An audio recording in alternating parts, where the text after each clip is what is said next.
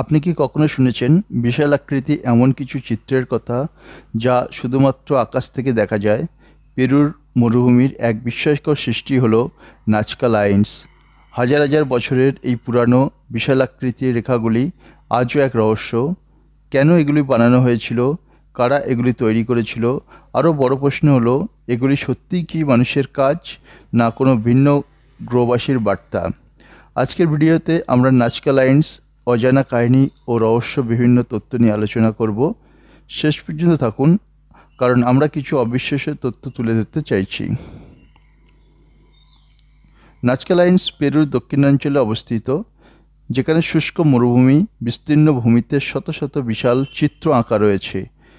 এটি প্রথম আবিষ্কার করা হয় 1920-এর দশকে, যখন বাণিজ্যিক বিমানের পাইলটরা উপর থেকে নিচে তাকিয়ে বিস্মিত হয়ে দেখেন মাটির উপর কিছু বিশাল আকৃতির জ্যামিতিক, প্রাকৃতিক এবং প্রাণীদের চিত্র আঁকা রয়েছে। 1930-এর দশকে বিজ্ঞানীরা গবেষণা শুরু করেন এবং জানতে পারেন যে লাইন্সগুলি তৈরি হয়েছিল খ্রিস্টপূর্ব 500 থেকে খ্রিস্টীয় 500 সালের মধ্যে। নাজকা সভ্যতার মানুষের কাজ বলে মনে করা হয়, কিন্তু কিভাবে তারা এত নিখুঁতভাবে এগুলো আঁকতে পারল? এই রেখাগুলির মধ্যে রয়েছে কি? নাজকা লাইনের কয়েকশো বিশাল আকারের ডিজাইন দেখা যায়, যার মধ্যে রয়েছে বিশাল মাকড়সা, রহস্যময় বানর, এক বিশাল হার্মিং বার্ড, অদ্ভুত আকৃতি মানুষের মতো অবয়ব, বিভিন্ন জ্যামিতিক চিহ্ন যেমন ত্রিভুজ, সরলরেখা, সর্পিল নকশা।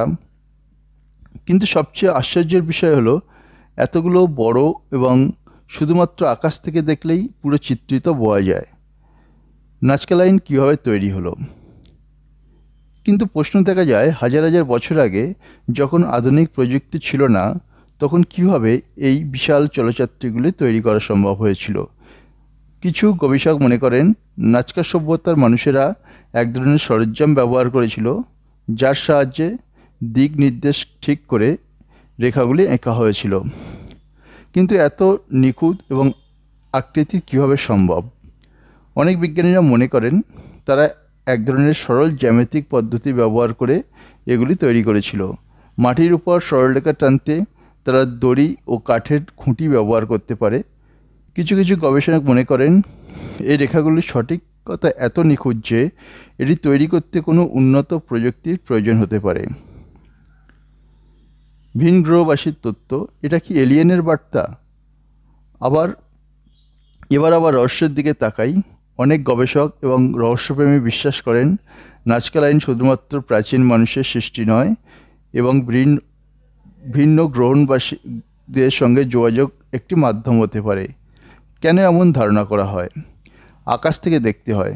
এই বিশাল চিত্রগুলি আসল রূপ বোঝার জন্য উঁচু স্থান বা আকাশ থেকে এগুলিকে দেখতে হয়। কিন্তু প্রাচীন মানুষের তো উড়োজাহাজ ছিল না, তাহলে কারা এগুলি তৈরি করেছিল? বিমানের রানওয়ে। কিছু গবেষক মনে করেন কিছু লম্বা ও সরল নাজকা রেখাগুলি এমনভাবে তৈরি হয়েছে যে দেখতে বিমানবন্দরের রানওয়ের মতো। তাহলে কি এলিয়েনদের অবতরণের জন্য এটি বানানো হয়েছিল? অদ্ভুত আকৃতি।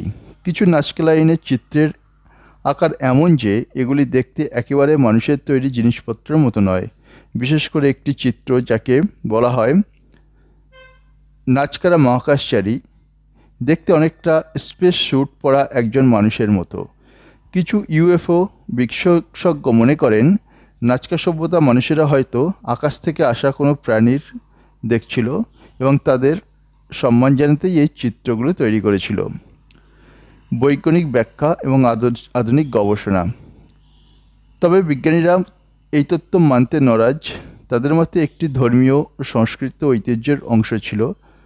অনেক গবেষকরা বলেন যে জলবায়ু পরিবর্তনের সাথে এটির সম্পর্ক ছিল। নাজকা অঞ্চলে বৃষ্টি খুব কম হতো, তাই কিছু গবেষক মনে করেন এগুলি হয়তো বৃষ্টির দেবতার প্রতি উৎসর্গকৃত প্রতীক। এছাড়া প্রত্নতাত্ত্বিক মনে করেন যে এক ধরনের বিশাল ক্যালেন্ডার হতে পারে, যা তারা জ্যোতির্বিজ্ঞানের জন্য ব্যবহার করত। তাহলে সত্য কি? ভিন গ্রহের বাসীরা এখানে এসেছিল, নাকি শুধুই প্রাচীন মানুষের সৃজনশীলতার একটি বিস্ময়? নাজকা লাইনের রহস্য আজও অমীমাংসিত। আজকের আলোচনায় আমরা দেখছি নাজকা লাইন এক বিশাল রহস্য।